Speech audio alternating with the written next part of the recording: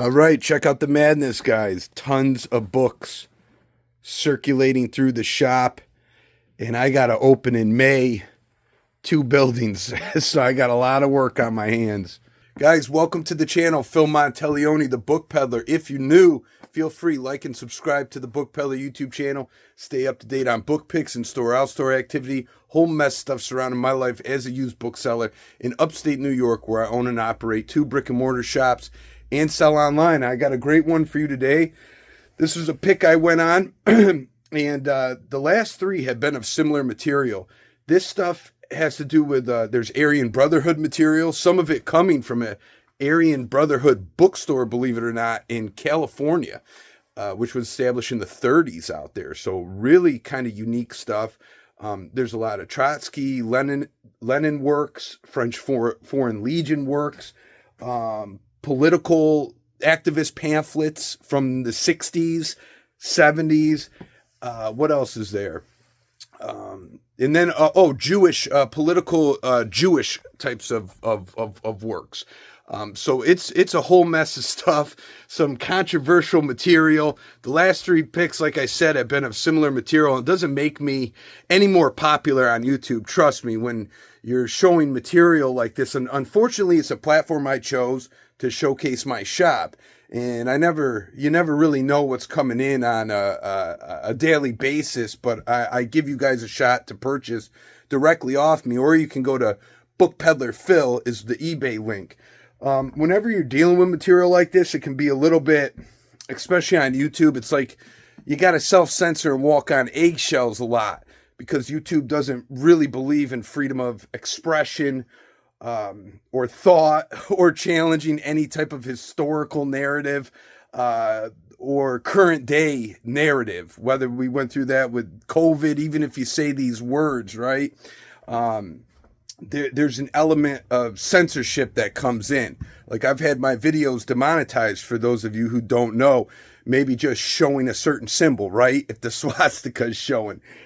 So it's selective reinforcement. It's very screwballish, but again, I'm on this platform. That's what I choose to broadcast on. So whether I like it or not, I kind of take the risk every time I make a video like this, as a small YouTuber. But it's not going to prevent me from showing you this kind of material. And like it or not, it's what it is. So I'm going to make a video in the future about selling controversial material like this. So without further ado, let's get started. I got about 15 minutes on the clock, and let's go. This stuff actually came from downstate in the Bronx. Came up for me from a close friend and customer. The Best of Attack. National Vanguard, there's a symbol right there. These are reprints from this paper. It's, all controversial contents. Let me go to the content page, actually, so that you can get a feel of what's in here. Let me see this, and then I'll take you through a little bit.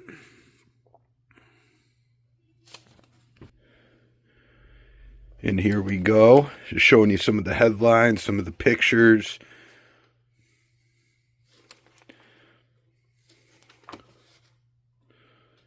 Here we go, under the swastika, and I don't have my crane with the microscope, so this I'll have to do it with one hand. Aryan Bookstore, Los Angeles, California, that was established in the 30s. German serves notice, the Nazi program, the roots of German-Jewish conflict, clashing traditions, anti-Semitism, Germany for Germany. Very clean pamphlet here. And we'll get on with this one here. The Fine Art of Propaganda by Father Coughlin. Father Coughlin became pretty famous in the 20s and 30s. Radio personality, Canadian-American preacher, Catholic priest. And, you can find his speeches on YouTube. I'm not incredibly informed about Coughlin. I do know that he became a very controversial figure, I think, in the 40s. Again, these words, I'm just, everybody's painted with particular slogans and words. Now, I don't know what to think, but say anti-Semitic rhetoric, we'll call it, okay? But again, Don't hold me to that. You have to look into them for yourself. The Jewish origin of communism documented. So a lot of people don't know a lot of the leadership over in Soviet Union were Jewish. Trotsky, Lenin, Marx, and a lot of people that were in positions of power disproportionately were Jewish to the population. So make that of what you will. Here we go. Joseph Goebbels' Communism with the Mask Off. Another political type of pamphlet here.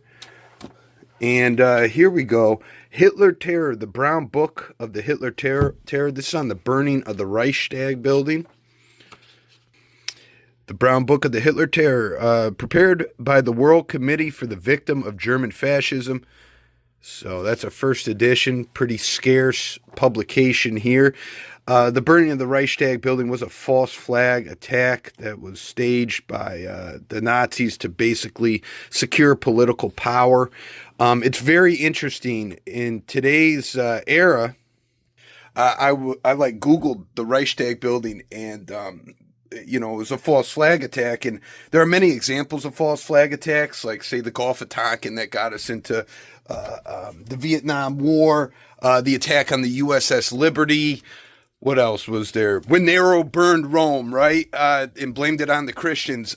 False flag attacks are basically planned attacks, usually for a political means. And you guys can look into that definition and what that entails. But it's like a military tactic. Look into Operation Northwoods, actually, if you're interested. But what's very interesting is today, with the access to so much information, is that a lot of this stuff is being whitewashed. It's truly incredible.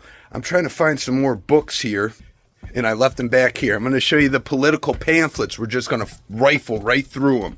So I'll show you this stack here and just kind of go through them. A lot of them are Pathfinder Press. Mao. I think it was a Trotskyite publication. The owner of these was self-proclaimed Trotskyite. We become friends. He was a professor at Berkeley. Hence a lot of the leftist material. Let's see, Fidel Castro. There's great, I'm going to put this over here. There's great, like, Latin American ones like this.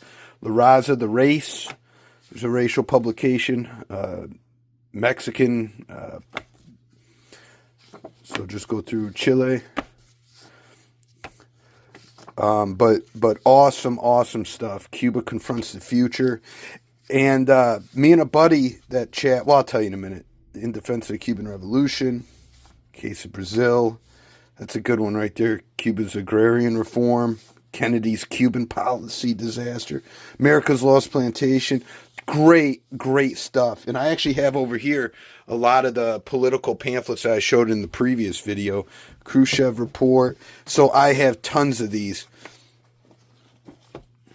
Funny, we're talking about, hold on. 36 Years to Workers. This is a pretty scarce piece right here. Very cool. I also got a lot of proletarian internationalism. Switching back, these ones came from downstate. I can't find much information on this publication, but I also haven't started really looking into it. There's also a lot of Chinese, political works like this. I just saw something in there. What's this? Yeah, it has pullouts. There's Chairman Mao. Chairman Mao's little red books always sell extremely well for me. This was tucked in. China successfully conducts new hydrogen bomb tests. Wow. So yeah, these are kind of like, little political propaganda works here. Chinese literature. I've listed a couple. More to go up. And as I was saying, Mao's little red books and those like political diatribes and stuff. I'll show you an example of one that's not Mao. It's Lin Pao or something. But they're like little leatherette books. This one isn't leatherette, but they sell really Well, they range from like 15, 20 to 40, 50, 60. I'll show you some sets real quick. There's like, here's one, How the Revolution Armed Trotsky. This is a great Jewish set right here. Well, it's the Destruction of the European Jews box set. That's nice. But tons of this stuff. So I'm listing it. Again, go to Book Peddler Phil. And be sure to like this video. I also have here a set of books on Lenin, the collected works. Scarce. I think it's a 30-something volume set. And I'll just show you real quick. So even this has a little bit of highlighting in it. The thing is, I'll flip it. The thing is normally when I'm buying a professor's library or something like this, you're usually, be careful about these books having notations, marginal notes, underlining, highlighting. Of course, it detracts a bit from the value, but remember, a lot of people just want this for the study and information. So even though you're not going to be able to get, a full value for the set, it's still desirable. It's still very saleable. So it doesn't deter me. I'll show you another book like that. And I realized I was talking to a camera that wasn't on. Here's another book like that. The Psychology of Dictatorship by Gilbert, 1950. This is on the study of Nazi leadership. This book does have underlining throughout, but it is a very scarce book. Where's the underlining? There's some. So you could go through, erase the penciling, or you could get a quick $100 today for it. So even condition issues, because of the information in this book, the scarcity, and I don't even know if there's any reprints of this out there. Here's a scarce book right here. All that remains: the Palestinian villages occupied and depopulated by Israel. So very touchy subject matter on Israel. This is, let me show you the content page. So, and then I'll talk to you a little bit about trends in book selling, current day trends, cultural trends. Here's the contents right there. So this goes through, and anybody interested in the study of the state of Israel, Palestine, settlements, you name it, would want a book like this to look through. Now, I talked to my buddy Mook, and we'll speculate on certain things. I did an interview with him. He was a book scout back in the day for himself and other booksellers. And so he thinks that, and I do as well, that a lot of different, like the historical pamphlets I showed you, that those are going to increase in value throughout the days. Anything, historical in nature, controversial, books like that, like current day affairs that are on the forefront. Like we all know about what's going on in the Middle East today. It's horrendous. Hopefully it ends, but it's something that's been going on since probably pre-biblical times. So it's very sad. But things like that are scarce publications, they're going to remain strong in a particular value. Even like if in culture, if there's a new movie that comes out, or something that's going to come out, like on Batman or something, and you have Batman comic books or publications, you'll see upticks and stuff like that. But you can it's kind of fun to try to kind of forecast some of this stuff. And like some of the political pamphlets, I'm putting some aside for myself. I do think in the future, stuff like that will continue to gain in value. Does it keep up with inflation? That's the question, right? But it's very interesting stuff. It's fun. So I think that's going to be it for the video. It's got to be it, actually, because I have got to get this shop in order. And you can go to Book Peddler Phil. Please like, subscribe if you haven't already to the channel. I got to get this sucker open. Stay tuned for the opening. And if you guys are able, you're more than welcome. Come on out for it, okay? We'll see you later. Take care out there. Have a nice weekend, everyone.